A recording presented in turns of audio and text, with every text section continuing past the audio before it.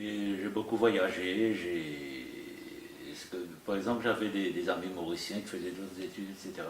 Ils me disaient, mais il serait souhaitable qu'on aille voir une expo le dimanche. J'ai dit, mais moi, je vois 6 expos tous les jours. Autour de l'école, c'est 6 km de galeries. Je vais au musée, je vais à Bobo. Moi, je suis un enfant de Bobo. J'allais à Bobo la nuit. À la nuit pour regarder certaines toiles, etc. Ça, moi, je connais. Je peux perdre mon chemin à Maurice, mais je me retrouve davantage à Paris. Qu'est-ce qui a fait que vous avez décidé d'avoir cette carrière de plasticien? Est-ce que vous aviez une sensibilité d'enfant qui était orientée vers ça? Est-ce que votre environnement social vous permettait cette approche? Moi, la question de vocation ne s'est jamais posée. À 5 ans, je disais que je voulais devenir peintre. C'est un peu bizarre, hein? Moi, je suis né à Port-Louis et il n'y a toujours rien à Port-Louis. Hein. Ou si peu de choses. Mais c'est une obsession. Moi, je pense que faire de la peinture est une obsession. Alors moi j'ai cette obsession depuis l'enfance. J'ai jamais cessé, j'ai toujours dessiné, etc. Et puis le problème, c'est que quand j'étais à l'école primaire, je dessinais toute la journée. Et le prof me disait, ben va au tableau, dessine un navire pour tes amis, un avion, je ne sais pas quoi, etc. Et ça n'a jamais cessé. Vous voyez ce que je veux dire? C'est-à-dire qu'à 5 ans, 6 ans, 7 ans, moi j'ai continué. Je pense qu'il y a une question d'obsession. Et alors, quand vous êtes arrivé à la fin de vos études secondaires à Maurice, là il a fallu prendre une décision. Comment ça, vous avez pris la décision d'aller au Beaux-Arts? La décision, c'était déjà faite très longtemps. Après l'école primaire, je suis allé au Collège Royal de Port-Louis. Et là, j'ai continué avec la peinture, avec les études artistiques, en dehors des études. En fait, moi, j'ai fait les sciences, des sujets scientifiques et littéraires également, les langues, l'art, etc. Et puis, on fait, disons, la HSI en 2 ans.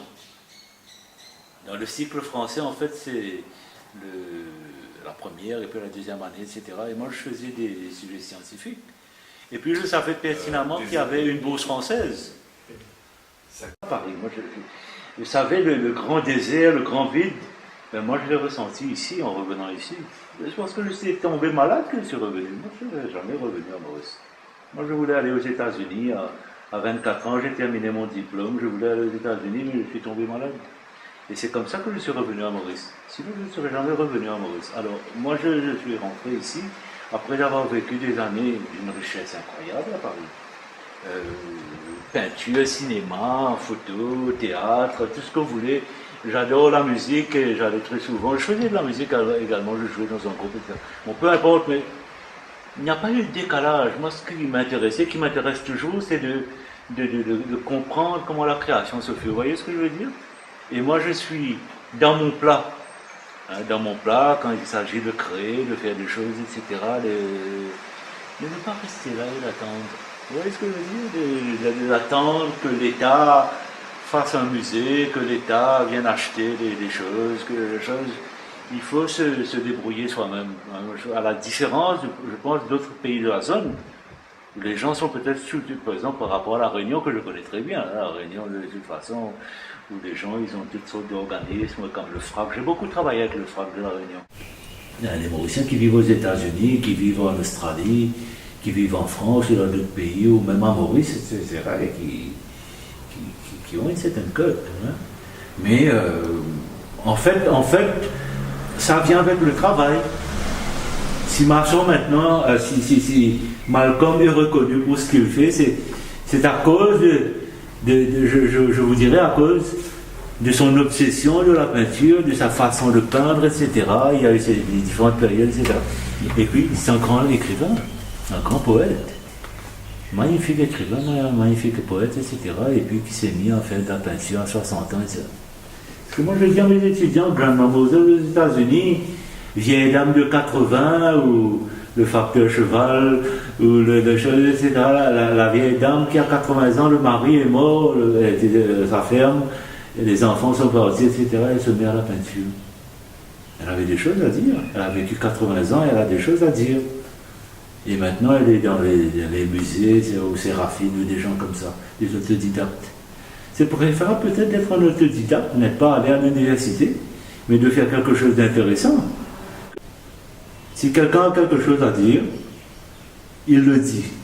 Il le dit, et puis il y a des choses qu'on apprend en cours de route. Apprendre, c'est-à-dire on n'apprend pas à 20 ans jusqu'à 25 ans, on apprend tout au long de sa vie. Il n'y a pas d'âge pour apprendre, vous voyez, il n'y a pas de moyens, il y a différents moyens pour pouvoir apprendre. Faire des stages, voyager, aller voir ce que font les autres, etc. Je parlais de 68 tout à l'heure, c'est parce qu'il y a eu cette révolution en France et que la pédagogie avait beaucoup changé par rapport aux années 70, après 80, tout ça, ce Sarkozy, tout ça, ils ont resserré. Resserré, attention, c'est ça maintenant ce qu'ils font. Nous, moi j'ai fait, je suis resté 8 ans, mais j'ai fait 5 ans d'études pour mon diplôme, etc. Et puis, maintenant, ils font l'équivalent de l'université. Il faut faire un premier diplôme, donc la licence, ensuite la maîtrise, ensuite le DEA, ensuite le doctorat, etc. C'est très dur, hein, de cursus aussi long, etc. Et pour se retrouver en fin de compte à faire quoi? C'est ça le problème. Moi, je vous dirais qu'il n'y a pas de technique rétrograde. Il n'y a pas d'esthétique rétrograde. Ce qu'il y a, c'est que qu'est-ce qu'on fait avec la peinture, ou la vidéo, ou l'installation, ou la performance, etc. Il y a des choses extrêmement intéressantes pour des gens qui font de la vidéo, qui font des installations. Magnifique. On a vu des choses magnifiques. Mais pas dans le contexte là, local. Là, je n'ai jamais renié la peinture. Même à l'époque, quand on disait qu'il ne fallait plus faire de la peinture, je disais, ah bon, il ne fallait plus faire de la peinture, et quand la peinture va revenir, vous allez voir, là, ils vont tous courir pour aller sortir leur palette et leur brosse et leur truc. Ouais, c'est toujours comme ça. C'est toujours comme ça. Soit vous êtes peintre, ou dessinateur, ou graveur, ou vidéaste, ou photographe, etc. Mais vous faites un travail intéressant, en profondeur, et que les gens reconnaissent. On peut avoir 10 ans de disette, de rien vendre. Moi, j'ai fait des exploits, ramener tout à la maison, etc. Je ne suis jamais découragé. Ça fait partie du travail, on apprend comme ça. Vous voyez ce que je veux dire? On apprend, on continue. C'est pour ça que moi, j'ai des toiles de toutes les périodes chez moi et je regarde quand je me réveille le matin. Ça, ma femme me dit, là, ça, on a assez vu ça. Cette croûte, tu l'enlèves. Je dis, non, moi, je n'enlève rien du tout. Tu fais ce que tu veux, mais moi je n'enlève rien, parce que ça me permet de continuer, ça me permet de... Vous voyez ce que je veux dire, ça? C'est le travail qui ne s'arrête jamais, parce que quand je me réveille à 3h du matin, que je viens ici, j'allume les lumières. Parce qu'il y a quelque chose qui me trotte dans la tête, etc., et que je continue avec ma litho, et que demain j'irai là-bas, je vais dessiner, ou je fais de la photo. Vous voyez ce que le travail ne s'arrête pas. Ils ne l'auront pas. Je vais vous dire pourquoi. Quelqu'un comme Basquiat, c'est quelqu'un qui vient du Bronx, des États-Unis, qui peigner avec ses tripes. J'ai vu ça en Afrique. Vous allez en Afrique à 12 ans, le type dit, moi je veux être peintre, je veux être sculpteur. Ils bossent, ils se démerdent, ils sont pauvres. Et Ousmane Sow, c'est comme ça qu'il a commencé. Ma peinture, elle dure toujours depuis 10 ans, depuis 20 ans, depuis 30 ans, depuis 40 ans, elle est toujours valable. Et Pierre vient ici avec Serge, qui a été mon prof. Serge me dit, ah mais ça c'est bien, ça c'est ce que Ramdet a parlé dans son livre. Il dit, mais tu sais, moi j'ai peint ça à 24 ans, il y a 24 ans. Non, revenez pas. Vous me disiez, mais comment c'est? Il dit, mais j'ai peint cette toile à 24 ans, il y a 24 ans. Vous voyez ce que je veux dire? N'en reviens pas. Ouais. Je pense que faire de la peinture, c'est travailler avec le temps. On ne peut pas devenir peintre sur 10 ans, il faut 20 ans, 30 ans, 40 ans, il faut réfléchir, il faut voir ce que font les autres, etc. Le vieux peintre, c'est quelqu'un qui a du métier, qui a beaucoup voyagé, qui a beaucoup vu, qui a beaucoup regardé. Vous savez ce que je faisais quand j'étais étudiant? J'allais à Beaubourg la nuit. J'ai dit ça quelque part. Vous savez ce que j'allais faire à Beaubourg la nuit? J'allais regarder la dernière toile que Bonnard avait réalisée juste avant de mourir. Je ne sais pas si vous connaissez l'Amandier en fleurs. Petite toile comme ça, magnifique toile. Alors j'allais là-bas, disons entre 9h et 10h le soir, avec Paris à mes pieds, et je regardais cette toile, et j'entendais quelqu'un leur dire, alors Nasro, tu viens épier?